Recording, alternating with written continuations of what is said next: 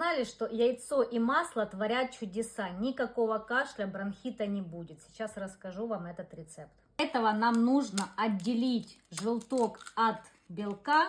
Нам надо только будет желточек.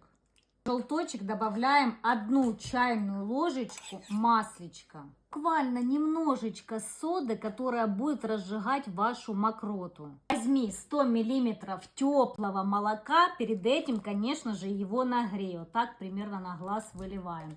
И тут же хорошенечко все нужно сболтыхать, а под конец добавить буквально чуть-чуть, немножко, конечно же, медика. Все перемешиваем хорошенько, пьем этот напиток лучше, конечно, перед сном, чтобы лечь в кровать, укутаться, было тебе тепло. На утро проснешься, никакого бронхита, никакого кашля у тебя не будет. Бери видео в сохранение, пользуйся, не кашляйте, пожалуйста. Сохраняй.